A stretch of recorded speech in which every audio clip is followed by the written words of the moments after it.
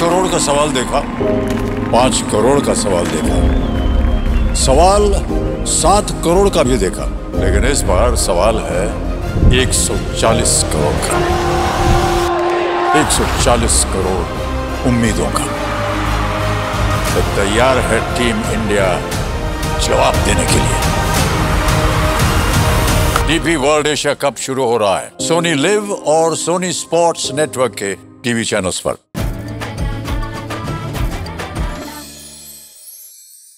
गृहिणींच्या आयुष्यात अगदी रोज रोज पिच्छा पुरवणारा एकच प्रश्न, आज काय बनवूया? मी आहे ना उत्तर द्यायला. चला तर मग सुरुवात करूया खमंग खुसखुशीत सफरीला.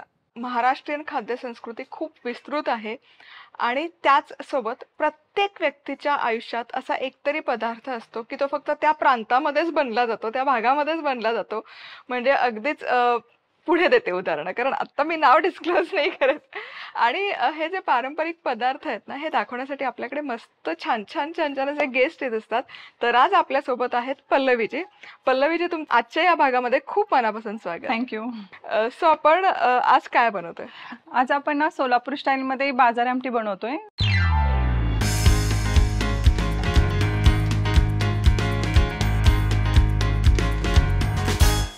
पण पारंपरिक पदार्थ आहेत आणि आपण प्रत्येक भागाची सुरुवात आहे ना परंपरेनुसार उखाणा घेऊन करतो. फक्त आपण जनरली उखाण्यामध्ये नवऱ्याचं नाव घेत असतो, यामध्ये आपण पदार्थाचंच नाव मिरवणार आहोत. तर तुम्ही काय नाव घ्या? मिक्स डाळी, खसखस, खोबरं, खोबऱ्याची वाटी, मस्त असा झणझणीत आपण बनवूया बाजारी आमटी. क्या बात आहे, झणझणीत होणारच आहे. सुरू करूया? हो चालेल. येस. तर बाजारी आमटी बनवण्यासाठी आपल्याला 3 डाळी लागतात. तर 2 चमचे मसुरीची डाळ घेतलेली आहे, इथे 2 चमचे मूग डाळ घेतलेली आहे, त्यानंतर तुरीची डाळ 2 चमचे घेतलेली आहे.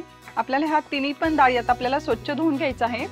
सो हे गरजेची स्टेप आहे, कारण की आजकाल खूप केमिकल वगैरे असतं ना डाळीमध्ये, त्यामुळे वॉश करणं फार गरजेचं आहे.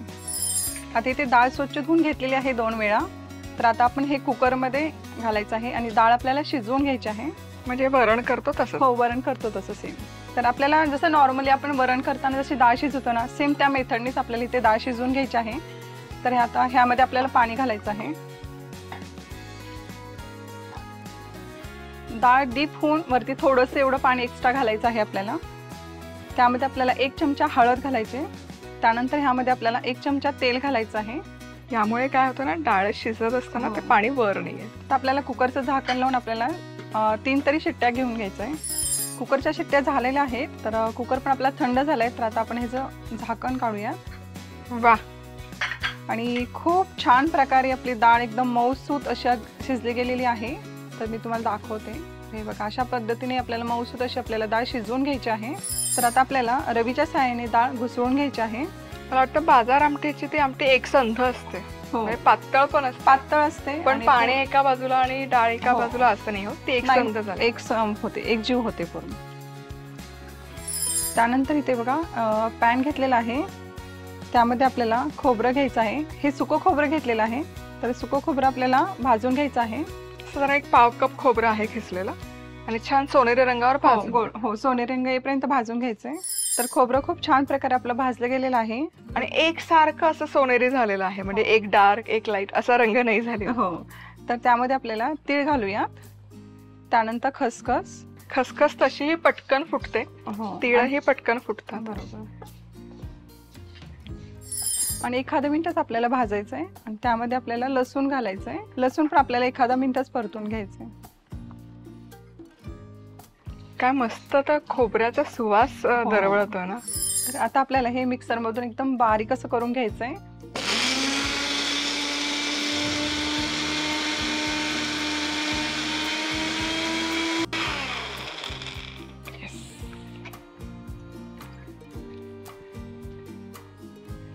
तर खूप छान प्रकारे आपली पेस्ट तयार झालेली आहे. तर एकदम मऊसूत अशी आपल्याला मिक्सर मधून ह्याची पेस्ट करून घ्यायची आहे. जर जारडं भरडं केलं तर कसं थोडंसं दाताखाली येतं, त्यामुळे थोडीशी असं पेस्ट मऊसूतच करून घ्यायची आहे. आणि असं वाटलं की नाही होतं तर थोडे पाणी घातलं तरी चालेल. तर इथे कढई घेतलेली आहे आणि कढईमध्ये मी तेल घेतलेलं आहे. आणि ते तेल ना थोडंसं जास्त प्रमाणामध्ये घ्यावं लागतं, कारण की तरीदार झणझणीत अशी सोलापूरचा पदार्थ आहे. जय्यत तयारी लागते आणि इथे तुम्ही बघू शकाल मसाल्यांची पण जय्यत तयारी झालेली आहे. भरपूर मसाले आणि भरपूर तेल, तरच ते बाजार आमटीला चव येते. राईट. तेल गरम झाल्यानंतर आपल्याला त्यामध्ये मोहरी घालून घ्यायची. मोहरी छान तडतड होते, म्हणजे ती फुटली की मग पुढचा पदार्थ करा. तर इथे बघा मस्तपैकी आपली मोहरी तडतडलेली आहे. मोहरी तडतडल्यानंतरच आपल्याला ह्यामध्ये जिरे घालून घ्यायचे. त्यानंतर कढीपत्ता. कढीपत्ता मोस्टली नाही का असं थोडंसं कट करून घालायचं, म्हणजे स्वाद मस्त येतो कोणतीही आमटी भाजी बनवताना. असं वा, ही जे फोडणी आहे ना, मला कायम अशी तडतडणारी फोडणी फार छान वाटते. म्हणजे बऱ्याचदा ना मला दिवाळीचाच भास होतो जेव्हा अशी मस्त खमंग फोडणी बसते ना. त्यानंतर आपण जे काही वाटण बनवलेलं होतं ना, ते आपल्याला वाटण ह्यामध्ये घालून घ्यायचंय.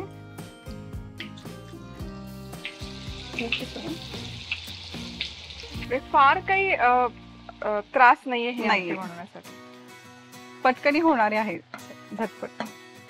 आता जे वाटण आपण तयार केलं होतं ते छान परतून घेऊया. आणि ऑलरेडी आपण कसं भाजलेलं आहे त्यामुळे जास्त वेळ काही लागत नाही. आणि तो लसूण जो घातलेला आहे ना, त्याचा सुवास मस्त दरवळतो फोडणीत. त्यानंतर आता आपण ह्यामध्ये मसाले घालूया. तर हे किचन किंग मसाला, हे सांबर मसाला. आता यामध्ये घालतोय लाल तिखट, बॅडगी मिरची घालते, कांदा लसूण मसाला पण 2 चमचे, आणि काळा मसाला.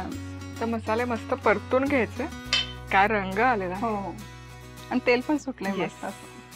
तर इथे मसाले ना 1 मिनिट आपल्याला परतून घ्यायचं आहे. मसाले परतल्यानंतर आपली जी काही शिजलेली डाळ आहे ना, ते आपल्याला ह्यामध्ये टाकून घ्यायचे.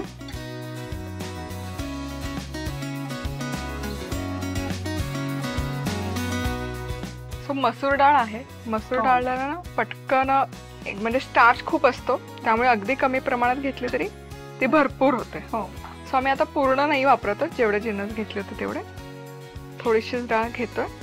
कलर एकदम मस्त आलेला आहे आणि सुवास पण जबरदस्त दरवळतो. आता हे छान मिश्रण, आहा काय त्याला तर्री आलेली आहे ऑलरेडी. यामध्ये आपण गरम पाणी घालतोय. गरम पाणी घातल्याने कसं की मस्तपैकी तर्री येते ना, त्यामुळे गरम पाणी शक्यतो लगेच तर्री येते. हा, आणि कसं म्हणजे टेस्ट पण छान लागते गरम पाण्यामध्ये. बरोबर. बहारदार रंग आलेला आहे या आमटीला. आता काय करूया? आता आपण ह्यामध्ये चवीनुसार मीठ घालूया. इथे बघा मस्तपैकी 2 उकळ्या आलेल्या आहेत. एकदम मस्त अशी दिसत पण आहे आपली आमटी. तर आता आपल्याला ह्यामध्ये ना मसाला घालायचा आहे. त्यानंतर चाट मसाला, आणि मस्तपैकी 2 चमचे तूप घालायचं, म्हणजे आणखी जास्त टेस्ट येते. कारण खूप झणझणीत अशी असते ना, त्यामुळे थोडंसं तूप घातल्यानंतर छान टेस्ट येते. त्यासाठी आमटीचा मस्त सुवास दरवळत आहे. सो काही आपल्या सुगरणींसाठी सल्ला आहे? हो, ॲक्च्युली आता आपण कसं आज तर मस्तपैकी बाजार आमटी बनवलेलीच आहे. तर कधी कधी कसं होतं की बऱ्याच जणांना तिखट जास्त आवडत नसतं. तर आपल्या ते तिखटपणा कमी करण्यासाठी त्यामध्ये आपण म्हणजे कोणताही पदार्थ असो, तिखट खूप झालं म्हणजे आमटी किंवा कोणती भाजी वगैरे, तर त्यामध्ये आपण 2 चमचे तूप घातल्यानंतर त्याचा तिखटपणा थोडासा कमी होतो. अगदी बरोबर. चला, आमटी पण तयार आहे. हो, तर त्यामध्ये आपण मस्तपैकी कोथिंबीर घालूया. कोथिंबीर शिवाय कोणत्या आमटीला. आणि ना आम्ही इथे ही थोडीशी दाटसर ठेवली आहे, पण ही जसजशी थंड होते ना तसतशी दाटसर व्हायला सुरू होते. त्यामुळे तुम्ही जर लगेच बनवून लगेच खाणार असाल, थोडीशी अशी ठेवा. पण थोड्या वेळाने खाणार असाल तर थोडी सैल ठेवा. लगेच म्हणजे आता अशी कढईतली ताटात घेणार असाल तर ही कन्सिस्टन्सी परफेक्ट आहे. थोड्या वेळाने करणार असाल तर थोडंसं पाण्याचं प्रमाण यामध्ये जास्त करा. सो पल्लवीजी, आज तुम्ही वेळात वेळ काढून इतका छान पदार्थ आमच्यासोबत शेअर केला त्याबद्दल मनापासून धन्यवाद. मी तुमची खरंच खूप आभारी आहे की मला इथं यायचं माझं सौभाग्य आहे की तुम्ही मला इथं बोलवलं, त्याबद्दल तुमचंही मनापासून धन्यवाद. पंढरपूर विशेष बाजार आमटी बनवण्यासाठी लागणारं साहित्य: 2 मोठे चमचे मसूर डाळ, 2 मोठे चमचे मूग डाळ, 2 मोठे चमचे तूर डाळ, अर्धा चमचा हळद, 1 चमचा तेल, पाव कप किसलेलं सुकं खोबरं, 2 मोठे चमचे पांढरे तीळ, 1 मोठा चमचा खसखस, 10 ते 12 लसूण पाकळ्या, 3 मोठे चमचे तेल, 1 चमचा मोहरी, अर्धा चमचा जिरं, कढीपत्ता, 1 चमचा किचन किंग मसाला, 1 चमचा सांबार मसाला, 2 चमचे लाल तिखट, 2 चमचे कांदा लसूण मसाला, 2 चमचे संडे मसाला, पाणी, चवीनुसार मीठ, अर्धा चमचा चाट मसाला, 2 चमचे साजूक तूप, बारीक चिरलेली कोथिंबीर, मसूर डाळ, मूग डाळ, तुरीची डाळ स्वच्छ धुवून घेत यात पाणी, हळद आणि तेल घालत हे मिश्रण शिजवून घ्यायचं. आता सुकं खोबरं आणि लसूण सोनेरी रंगावर भाजून घेत हे मिश्रण थंड करून वाटून घ्यायचं. आता गरम तेलात मोहरी, जिरं, कढीपत्ता, लसूण खोबऱ्याचं वाटण, आता यात किचन किंग मसाला, सांबार मसाला, तिखट, कांदा लसूण मसाला, संडे मसाला, काळा मसाला घालत हे एकत्र परतून घेत यात डाळ घालायची आणि वर गरम पाणी आणि चवीनुसार मीठ घालायचं आणि उकळी काढायची. वर मसाला, चाट मसाला आणि तूप घालायचं. वर आवडीप्रमाणे कोथिंबीर घालायची. झाली आपली पंढरपूर विशेष बाजार आमटी तयार. आज आपण कांदा वेगवेगळ्या पद्धतीने कसा चिरायचा, अगदी सोप्या पद्धतीने कसा चिरायचा, असे वेगवेगळे प्रकार बघणार आहोत. तर सगळ्यात आधी काय करायचं, सगळ्यात आधी करायचंय आपल्याला घ्यायचा आहे कांदा. आता कांदा कसा निवडायचा, कांदा जितका लाल बुंद असतो ना तितका तो ताजा असतो किंवा ओलसर असतो आणि कांदा जितका जुना होत जातो तसतसं त्याचा सालीवरचा रंग आहे तो फिका पडायला लागतो. ओलसर कांदा चिरताना डोळ्यामध्ये खूप पाणी येतं कारण त्यामध्ये वायूचं म्हणजे सल्फर वायू जो असतो त्याचं प्रमाण खूप असतं, त्यामुळे डोळ्यात पाणी खूप येतं. त्यामुळे शक्यतो जुना झालेला जितका सुका कोरडा कांदा असेल तो निवडायचा. आता कांदा चिरताना सगळ्यात आधी बारीक कांदा कसा चिरायचा ते बघूयात. तर कांदा चिरताना या 4 बोटांची ग्रिप त्याला छान आली पाहिजे आणि दुसरं म्हणजे अंगठ्याने तो असा घट्ट टाईट पकडून ठेवायचा आणि शार्प नाईफ वापरणं अत्यंत गरजेचं आहे. आणि मग कांद्याचे मध्यभागी 2 तुकडे करून घ्यायचे. जितकं कमीत कमी साल काढता येईल तितकं बघायचं कारण खूप काढलं तर कांदा वाया जातो. आता माझ्याकडे पण फार असा जुना किंवा कोरडा कांदा नाहीये, हा बऱ्यापैकी ओलसरच कांदा आहे. जितका कांदा कोरडा होत जातो तितकं त्यावर काळी काळी बुरशी पण यायला सुरुवात होते. जर कांद्यावर बुरशी असेल ना तर ती स्वच्छ धुवून घ्यायची पाण्याखाली. त्या काळ्या बुरशी सकट तो कांदा कधीच नाही वापरायचा. आता डोळ्यात पाणी येऊ नये म्हणून काय करायचं, कांदा आहे ना एक 5 मिनिट असा पाण्यामध्ये ठेवायचा.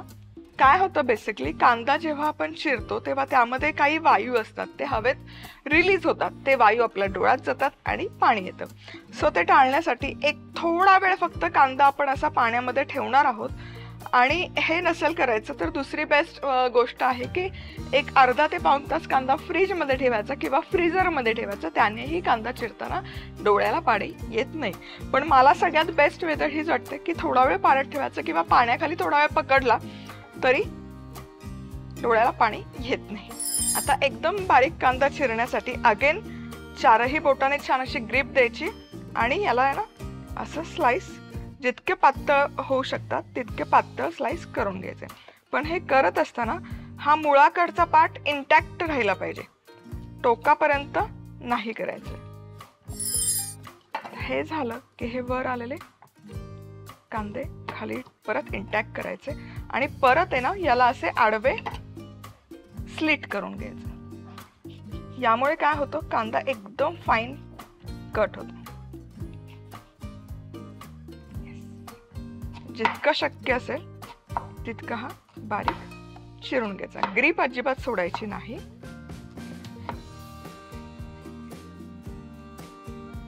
आणि हा मुळाकडचा भाग मग आडवा करायचा आणि हाही एकदम बारीक चिरून घ्यायचा.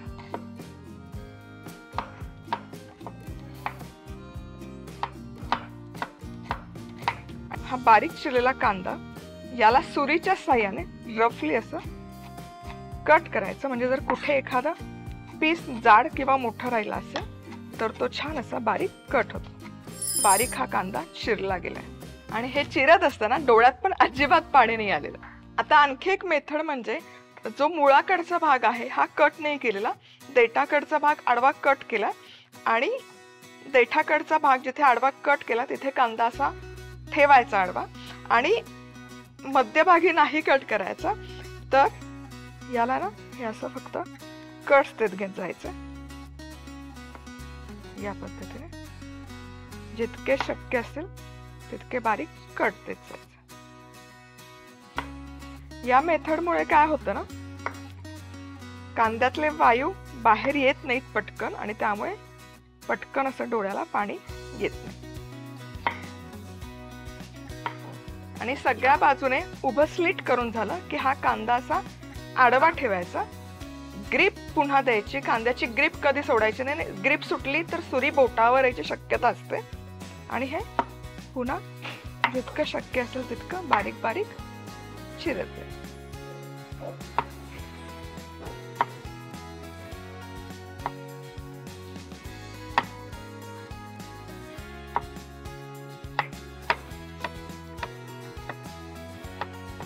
आणि पुन्हा एकदा हे हलकसं मिक्स करून घ्यायचं.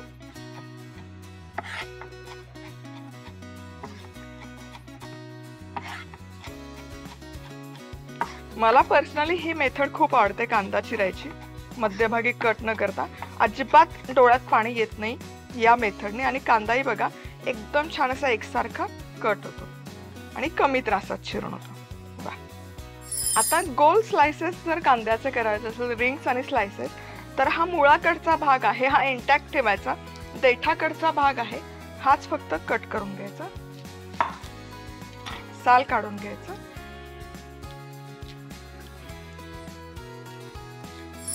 आता हा मुळाकडचा भाग इंटॅक्ट आहे, तो इंटॅक्टच ठेवून हा आता स्लाइस करून घ्यायचा. जितक्या थिकनेसचा हवा त्या थिकनेसचा हा स्लाइस करत जायचा. आणि मुळाकडचा भाग आपण कट केला नाहीये, त्याच्यामुळे हे स्लाइसेस करायला खूप इझी पडते, तुम्ही बघू शकाल. आणि कांदा अजिबात वाया नाही गेला. आता लास्ट जो राहतो मुळाकडचा भाग हा आता उलटा करायचा, टर्न करायचा आणि इथून पण हा कट करून घ्यायचा. म्हणजे ही लास्ट जी आपली फोड आहे ही पण अजिबात वाया नाही जात. आता अनियन रिंग आपण ज्याला म्हणतो की जे कांद्याचं बिर्याणी सोबत जे सॅलड असतं त्याच्यासोबत देतात किंवा लाल चटणी सोबत त्या रिंग्स असतात. इवन कांद्याची जी भजी केली जातात अनियन रिंग्स, त्यासाठी पण रिंग्स लागतात. स्लाइस केलेलाच कांदा घ्यायचा, थोडासा जाड स्लाइस करायचे फक्त आणि त्याच्या अशा या रिंग मोकळ्या करून घ्यायच्या की हा झाला रिंग अनियन. आता या कांद्यावर तुम्ही बघू शकाल काळी बुरशी आहे, फंगस आहे.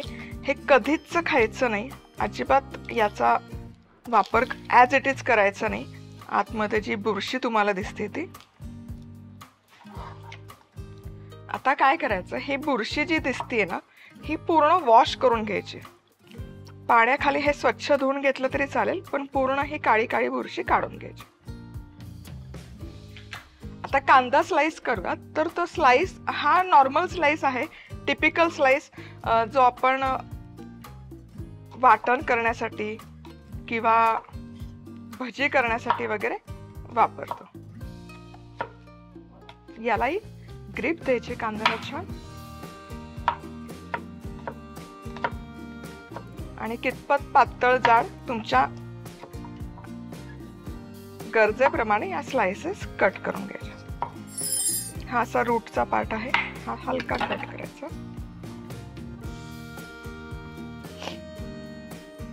शक्यतो स्लाइसेस आहेत ना अशा मोकळ्या करायच्या, म्हणजे इवन तुम्ही जर मसाला वाटण्यासाठी परतत असाल तरी त्या छान एकसारख्या परतल्या जातात. चला आता हे झाले उभे स्लाइस. आता एक प्रकारे ना आडवे स्लाइस पण केले जातात. सो यामध्ये काय केलं जातं, कांदा असा आडवा पकडला जातो, मुळाकडचा भाग वर, हा भाग खाली देठाकडचा, आणि याचे हे असे आडवे काप केले जातात.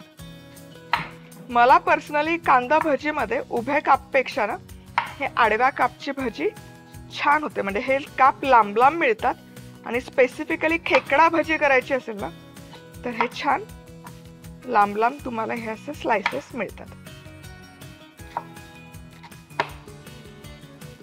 आणि हे पुन्हा सुटे करून घ्यायचे. हे बघा किती छान छान लांब लांब स्लाइसेस मिळतात. आता पुढचा प्रकार म्हणजे कांदा डाईस कसा करायचा, मोठे मोठे डाईस. सो बेसिकली काय होतं, कढई पनीर किंवा टिक्का वगैरे आपण खातो ना त्यामध्ये कांद्याचे मोठे मोठे डाईस असतात. तर काय करायचं, हा फार मोठा कांदा नाही आहे, सो हा 3 पोर्शनमध्ये मी डिवाइड करते आणि मध्यभागी दॅट्स इट, एवढंच करायचं. म्हणजे याच्या छान अशा मोठ्या पाकळ्या होतात. आता हवं तर सिंगल पाकळी ठेवू शकता, पण मला पर्सनली डबल पाकळ्या जास्त आवडतात टिक्काला वगैरे किंवा कढई पनीर, कढई सब्जी जिथे असं आपण डाईस ऑनियन वापरतो तिथे. चला तर मग इथे अगदी वेगवेगळ्या पद्धतीने कांदा कसा चिरायचा ते आपण बघितलं. सगळ्यात आधी बारीक कांदा कसा चिरायचा तेही डोळ्यात पाणी न आणता कांदा कसा निवडायचा, त्याला बुरशी आली तर काय करायचं, स्लाइस कसे करायचे, जाड स्लाइस कसे करायचे, उभे काप, आडवे काप, डाईस कसा करायचा, सगळ्या वेगवेगळ्या मेथड बघितल्यात. आपण आज गुण्या ही रेसिपी बनवत आहोत. हे ना खानदेश स्पेशल डिश आहे.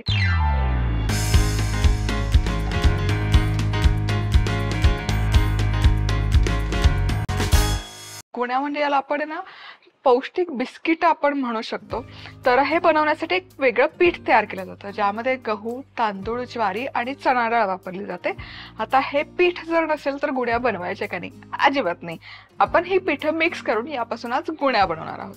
तर सगळ्यात आधी 1 कप मी इथे घेतलेलं आहे गव्हाचं पीठ, अर्धा कप तांदळाचं पीठ, पाव कप ज्वारीचं पीठ आणि अगदी 2 चमचे बेसन. आता हे सगळं कालवून घेऊयात, एकजीव करून घेऊयात आणि इथे आपलं हे पीठ बनवून तयार आहे. आता आहे ना आपण गुण्या बनवण्यासाठी त्याचं एक मिश्रण तयार करूयात. तर इथे 1 कप मी घेतलेला आहे गूळ, यामध्ये घालायचे अर्धा कप पाणी आणि याचा आहे ना आता पाक तयार करून घेऊ. आता ना पाक वगैरे करायची गरज नाही. गूळ विरघळला की गॅस बंद करूयात आणि हे ना हवं तर मिश्रण एकदा गाळून घ्या कारण गुळामध्ये बराचसा कचरा असतो. आता यामध्ये घालते मी सुंठ पावडर, हे मिक्स करूयात आणि काय करूयात आता पुढे हे पीठ जे आपण तयार करून घेतलंय हे चमचाभर यामध्ये घालायचं आणि पटकन मिक्स करत राहायचं. बेसिकली या मिश्रणात जितकं पीठ बसेल तितकंच पीठ घालायचं आणि याचा गोळा तयार करून घ्यायचा. तर इथे हा ना गोळा छानपैकी मळून घेतलाय आणि जितकं पीठ मी बनवलं होतं तितकं बरोबर यामध्ये वापरलं गेलेलं आहे. आता यामधून आहे ना असे छोटे छोटे पोर्शन घ्यायचे. सो जनरली जेव्हा गुण्या पारंपरिक पद्धतीने बनवल्या जातात ना त्याचे साचे येतात, पण आता आपल्याकडे साचा नाहीये. मग काय करायचं, मग झाऱ्या घ्यायचा, त्यावर हा गोळा ठेवायचा आणि हलकासा प्रेस करायचा म्हणजे त्यावर आहे ना डिझाईन येतं या पद्धतीने. आता हे काढूयात. येस, तुम्ही बघू शकाल किती सुंदर डिझाईन आलेला आहे. आणि जर तुमच्याकडे असा झाऱ्या नसेल ना तर फोर्क, तुरी असे काहीही घरातले अवेलेबल जिन्नस वापरून तुम्ही ही प्रोसेस करू शकता.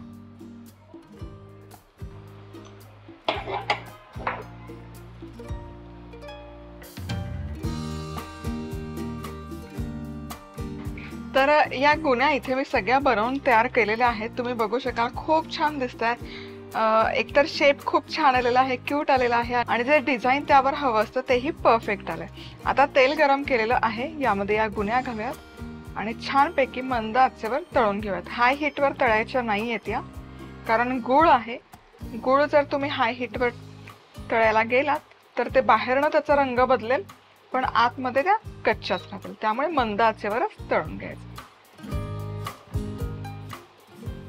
खूप छान खमंग खरपूस सुवास सरवळलेला आहे आणि गुण्या छान मंद आचेवर मी तळून घेतल्या. तुम्ही बघू शकाल काय सुरेख रंग आलेला आहे. आता हे काढूयात आपण टिश्यू पेपरवर.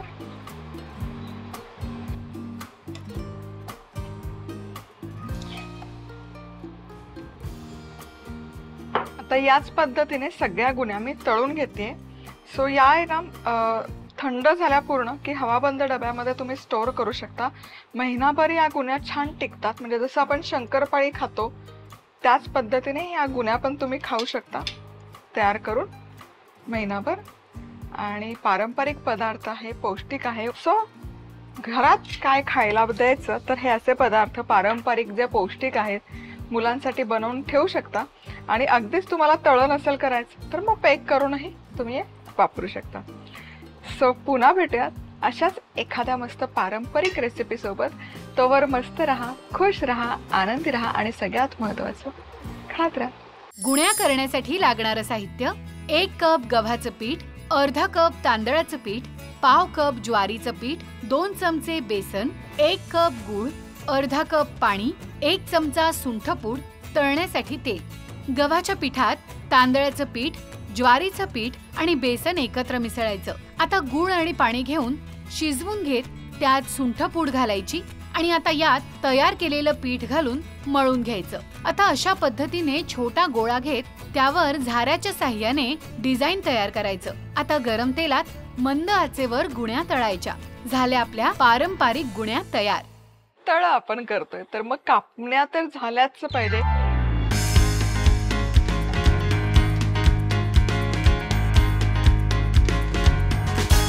कढई गरम करायला ठेवलेली आहे, यामध्ये घालूयात अर्धा कप पाणी, अर्धा कप गूळ सम प्रमाणामध्ये घेत आहोत आपण। मिक्स करूयात आणि गूळ व्यवस्थित विरघळेपर्यंत हे शिजवून घेऊयात। ते गूळ व्यवस्थित विरघळला आहे, आता गॅस बंद करते।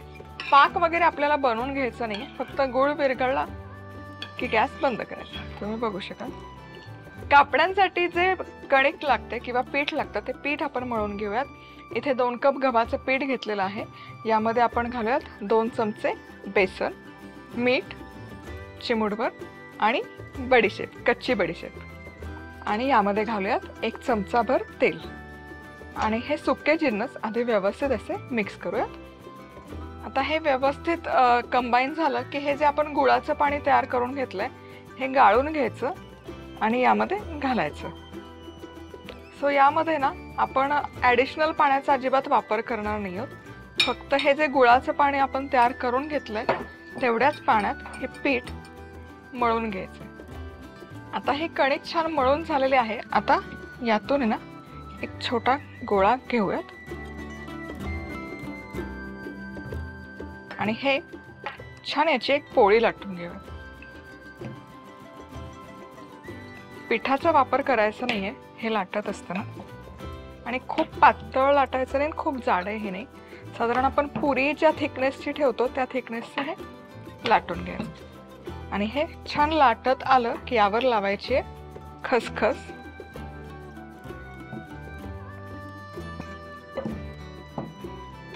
हे झालं की तुम्हाला हव्या त्या शेपमध्ये तुम्ही हे याचे पीसेस तयार करून घेऊ शकता आणि आता या तळून घेऊयात। कापण्या इथे मी सगळ्या तयार करून घेतलेल्या आहेत, लाटून पाडून तयार केलेल्या आहेत, तेलही गरम केलेलं आहे। कापण्या तळताना मंद आचेवर तळायच्या नाही आणि हाय हीटवरही तळायच्या नाही। हाय हीटवर तळल्या तर त्यांचा रंग पटकन बदलतो, आत कच्च्या राहतात। मंद आचेवर तळल्या तर गूळ आहे तो कडक होतो, त्याचा पाक होतो आणि चावता चावत नाहीत अशा कापण्या होतात।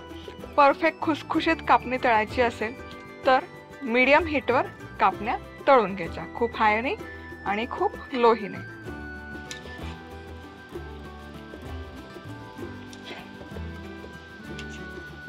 आणि जे तुम्हाला अशी वाटते पटकन रंग बदलतो त्या कापण्या काढून घ्यायच्या आणि जाळीवर ठेवून द्यायच्या, म्हणजे त्या करपणार नाहीत। मस्त छान अशा एकसारख्या तळल्या गेल्या पाहिजेत आणि इतका सुंदर सुवास येतो ना या कापण्यांचा, क्या बात आहे। आता छान अशा एकसारख्या खरपूस सोनेरी रंगावर तळून घेतलेल्या आहेत। आता या काढायच्या टिश्यू पेपरवर किंवा मग इथे मी अशी जाळी ठेवली आहे आणि त्याच्या खाली टिश्यू पेपर आहे, म्हणजे ते तेल आहे ते छान ड्रीप होतं। स्टीम जी गरम हवा असते ती जायला हे वेळ स्कोप मिळतो आणि मग हा पदार्थ मग सॉगी होत नाही तळलेला कुठलाच। त्यामुळे मी आता आजकाल आहे ना शक्यतो असा तळलेला पदार्थ खाली टिश्यू पेपर लावून जाळीवरच काढून घेते आणि आता याच पद्धतीने सगळ्या कापण्या मी तळून घेते। सो या कापण्या तळून झाल्या की पूर्ण थंड करायच्या आणि हवाबंद डब्यामध्ये स्टोर करू शकता। 3 ते 4 आठवडे या कापण्या छान टिकतात, म्हणजे बिस्किट्सला काय पर्याय हवा असेल तर हा एक उत्तम पर्याय आहे। आणि तळलेला नको असेल कापल्या तर तुम्ही दशमीसारख्या भाजूनही ठेवू शकता, दशमी पण एक 4 ते 5 दिवस छान टिकते या पद्धतीने तयार केली। कापण्या करण्यासाठी लागणारं साहित्य: अर्धा कप गूळ, 2.5 कप गव्हाचं पीठ, 2 चमचे बेसन, मीठ, 1 चमचा बडीशेप, 1 चमचा तेल, खसखस, तळण्यासाठी तेल, पाणी। पाण्यात गूळ घालत तो विरघळेपर्यंत शिजवून घ्यायचा। आता गव्हाच्या पिठात बेसन, मीठ, बडीशेप आणि तेल घालून हे मिसळून घेत यात तयार केलेलं गुळाचं पाणी गाळून घेत मळून घ्यायचं आणि अशा पद्धतीने पोळी लाटत त्यावर खसखस घालायची आणि याचे असे काप करायचे। आता गरम तेलात मध्यम आचेवर या कापण्या तळायच्या। झाल्या आपल्या कापण्या तयार। आज आपण आहे ना शेंगदाण्याचं पिठलं कसं बनवायचं ते बघूया।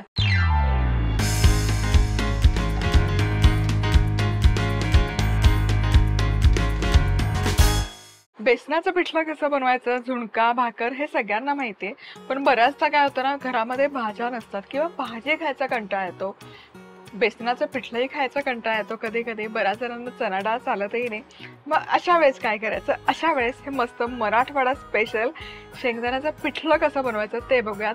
मराठवाड्यामध्ये डाळी तेलबियांचं उत्पादन खूप मोठ्या प्रमाणात होतं, त्यामुळे हे असे प्रकारे ना येसर हे शेंगदाण्याचा वापर असलेले वेगवेगळे पदार्थ जास्त प्रमाणामध्ये बनवले जातात आणि खाल्ले जातात। चमचाभर तेल गरम केलेलं आहे, यामध्ये घालूयात सगळ्यात आधी मोहरी। मोहरी छानपैकी तडतडायला लागली की यामध्ये घालूयात जिरं, लसूण बारीक चिरलेला आणि लसूण हलकासा परतून घेऊया। तर लसणाला मस्त असा सोनेरी रंग यायला सुरुवात झालेली आहे। आता यामध्ये घालूयात बारीक चिरलेला कांदा, मिक्स करूया आणि कांदाही आपल्याला इथे सोनेरी रंगावर परतून घ्यायचा। ताज्या ताज्या लसणीच्या फोडणीचा सुवास आहे ना मस्त असा खमंग जबरदस्त येतो। कांदा इथे छानपैकी परतून झालेला आहे, तुम्ही बघू शकाल छान असा सोनेरी रंग आला। आता पुढची स्टेप म्हणजे मसाला यामध्ये घालतोय। बॅडगी मिरची, बाकी कुठलाच मसाला यामध्ये नाही घालत होता आपण, त्यामुळे लाल तिखट थोडंसं जास्त, मीठ चवीपुरतं मिक्स करूयात आणि आता यामध्ये घालूयात पाणी।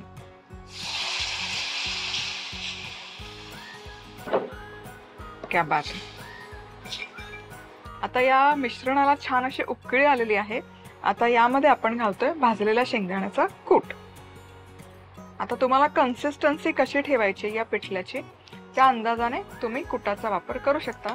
जर अशी आमटी हवी असेल तर हे इतकं कूट पुरेसं आहे, जर आणखी दाटसर करायचं असेल तर आणखी कूट घालायचं। मिक्स करू। शेंगदाणे आहेत त्यामुळे जसं हे शिजत जाईल तसं दाटसर होत जाईल, त्यामुळे आम्ही आता आणखी यामध्ये कूट नाही घालणार। हे छानपैकी आता 5 ते 7 मिनिटं शिजवून घेऊ। हे मस्त आहे ना, मी इथे शिजवून घेतलेलं आहे 7-8 मिनिट, तुम्ही बघू शकाल छान दाटसर झालेलं आहे आणि तवंग बघा किती छान आलेला आहे, रंग सुरेख आलेला आहे, जबरदस्त दिसतंय हे पिठलं, क्या बात है। आता या स्टेजला यामध्ये घालूयात बारीक चिरलेली कोथिंबीर, मिक्स करूयात आणि हे मराठवाडा पद्धतीचं शेंगदाण्याचं पिठलं इथे बनवून तयार आहे। मस्त खमंग लागतं, चवदार लागतं आणि मुख्य म्हणजे भाजी करायचा कंटाळा ना, हे पटकन 5 मिनिटाच्या आत बनवून तयार होतं, फटाफट बनतं। शेंगदाण्याचं पिठलं करण्यासाठी लागणारं साहित्य: 1 चमचा तेल, 1 चमचा मोहरी, 1 चमचा जिरं, लसूण, कांदा, 2 चमचे लाल तिखट, मीठ, पाणी, भाजलेल्या शेंगदाण्याचं कूट, कोथिंबीर। मोहरी जिऱ्याच्या फोडणीत लसूण परतून घेत कांदा सोनेरी रंगावर परतायचा आणि यात तिखट, चवीप्रमाणे मीठ आणि पाणी घालायचं। आता उकळी काढून यात शेंगदाण्याचा कूट घालायचा आणि शिजवून घ्यायचं। वर आवडीप्रमाणे कोथिंबीर घालायची। झालं आपलं शेंगदाण्याचं पिठलं तयार। आज आपल्या सोबत आहेत माधुरीताई, ज्या आलेल्या आहेत खास गुहागर वरून कोकणचे खास पारंपरिक पदार्थ घेऊन। सो ताई, तुमचं या आजच्या भागामध्ये खूप मनापासून स्वागत। सो ताई, आज आपण कुठला पदार्थ बघतोय? आज आपण केळ्याच्या पानावरची पानगी बघतोय।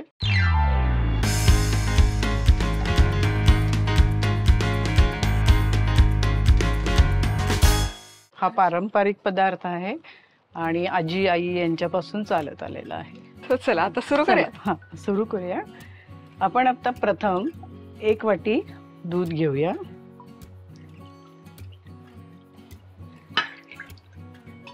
त्याच्यात पाऊण वाटी साखर घालूया। सो 1 कप दूध घेतलेलं आहे, तर 3 पाव कप म्हणजे पाऊण कप पिठी साखर। हे प्रपोर्शन अगदी एकदम व्यवस्थित आहे। त्याच्यात वेलची पावडर घालूया। या दुधामध्ये आता साखर, वेलची घालून झाली, याच्याच बरोबर आपण 2 चमचे लोणी घालत आहोत। अच्छा,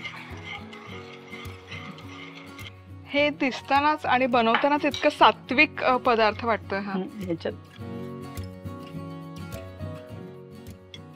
पूर्वीच्या काळी खायचा सोडा वापरला जायचा. हा, आता ह्याच्यात जेवढं मावेल तेवढं आपण तांदूळाची पिठी घालतो. घावणापेक्षा थोडं घट्ट करायचं. हे घावणाचं पीठ सरसरीत असतं, तर याचं थोडंसं आपल्याला दाटसर हवं, कारण केळीच्या एक ठिकाणी ते पीठ राहिलं पाहिजे पानावर. बरं. आता हे आपलं पानगीचं पीठ तयार आहे. याची साधारण याप्रमाणे करा. घावणापेक्षा थोडं घट्ट आहे. आपण आता केळीच्या पानाला तूप लावून घेऊया.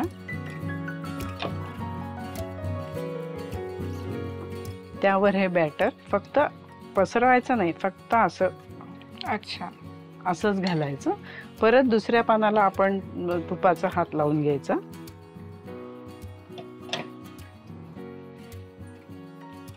आणि ते त्यावर घालायचं. आणि हे आता तव्यावर. आता हे आपण तव्यावर ठेवून नेहमीसारखं परतून घ्यायचं. तवा गरम करून घेतलेला आहे, त्यावर हे पान ठेवायचं अगदी हलक्या हाताने.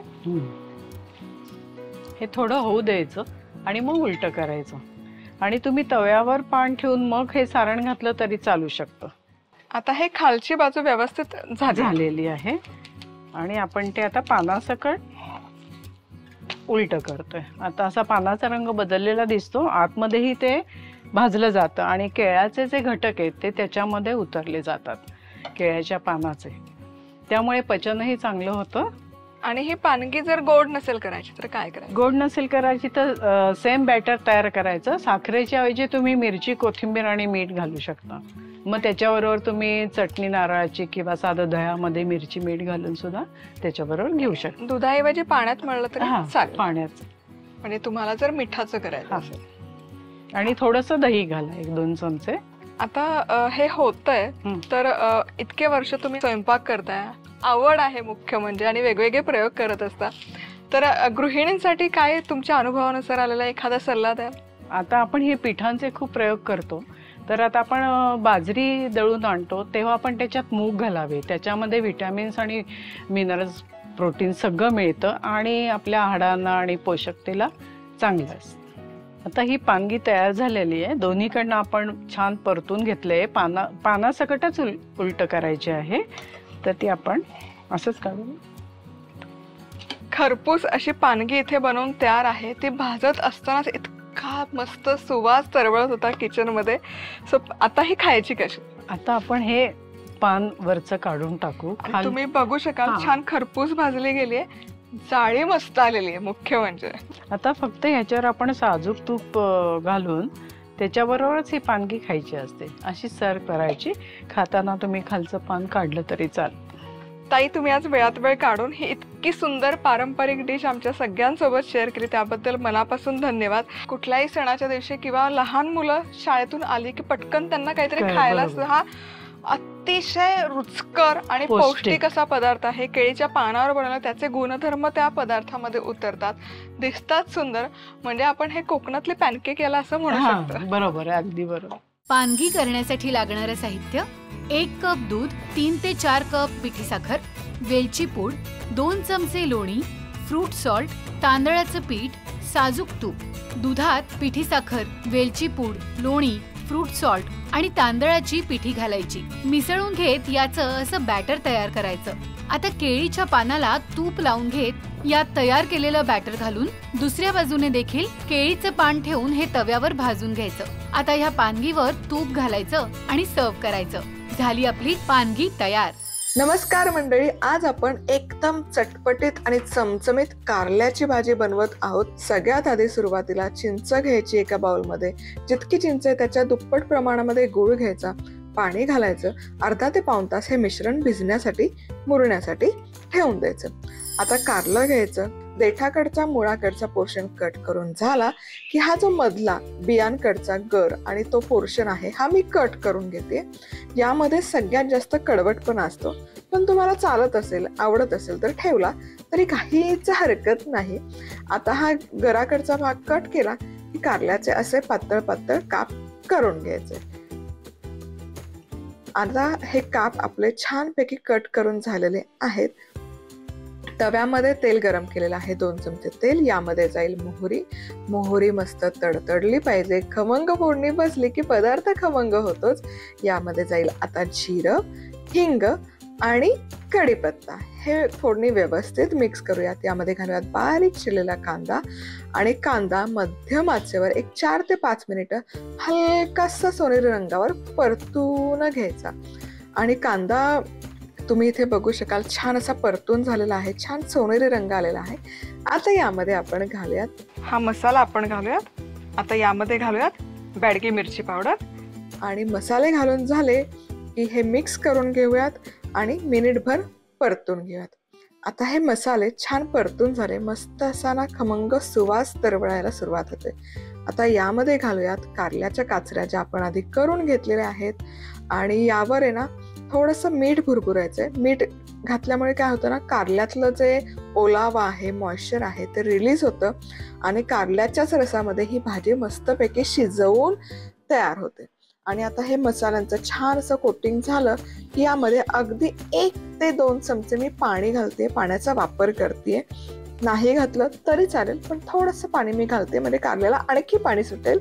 आता झाकण ठेवून वाफेवरच हे कारलं 10 मिनिटं शिजवून घ्यायचं आणि आधेमध्ये ना झाकण काढून 2-3 मिनिटांनी चेक करणं गरजेचं आहे, नाहीतर कारलं ना तव्याला चिकटू शकतं. आता इथे 10 मिनिटं कारलं मी शिजवलेलं आहे. मस्त खमंग असा सुवास दरवळलेला आहे आणि भन्नाट दिसतंय कारलं ऑलरेडी. असंच तुम्ही खाल्लं तरी काही हरकत नाही. पण हे जे चिंचगूळ आपण भिजवून घेतलं होतं याचा कोळ काढून घ्यायचा. हा कोळ घालायचा. 2 ते 3 चमचे हा कोळ गेला पाहिजे. त्याची चव छान येते. आंबट, गोड, तिखट, चटपटीत अशी ही कारल्याची भाजी होते. हे झालं की यामध्ये घालायचंय भाजलेला शेंगदाण्याचा कूट एक 3 ते 4 चमचे, बारीक चिरलेली कोथिंबीर. व्यवस्थित मिक्स करायचं. 2 ते 3 मिनिटं हे एकत्र शिजवून घ्यायचं आणि ऑलरेडी ही भाजी खमंग दिसते. आणि इथे आपली चटपटीत अशी डब्याला देण्यासाठी कारल्याची भाजी, कारल्याच्या काचऱ्या बनवून तयार आहेत. भन्नाट दिसतात. झटपट, चटपटीत आणि चमचमीत कारल्याची भाजी करण्यासाठी लागणारं साहित्य: 1 छोटा चिंचेचा गोळा, 1 चमचा गूळ, पाणी, 250 ग्रॅम कारले, 1 मोठा चमचा तेल, अर्धा चमचा मोहरी, अर्धा चमचा जिरे, चिमूटभर हिंग, कढीपत्ता, 1 बारीक चिरलेला कांदा, 1 चमचा गोडा मसाला, 1.5 चमचा लाल तिखट, चवीनुसार मीठ, भाजलेल्या शेंगदाण्याचं कूट, कोथिंबीर. चिंचगुळात पाणी घालायचं आणि मुरवून घ्यायचं. कारलं स्वच्छ धुवून घेत अशा पद्धतीने त्याचे काप करायचे. आता मोहरी, जिरं, हिंग, कढीपत्त्याच्या फोडणीत कांदा सोनेरी रंगावर परतायचा. आता यात गोडा मसाला, तिखट, कारलं आणि त्यावर मीठ घालायचं आणि एकत्र करून घेत यात थोडं पाणी घालायचं आणि झाकण ठेवून ही भाजी शिजवून घ्यायची. यात चिंचगुळाचा कोळ घालायचा आणि यावर शेंगदाण्याचा कूट, आवडीप्रमाणे कोथिंबीर घालायची. झाल्या आपल्या झटपट कारल्याच्या काचऱ्या तयार.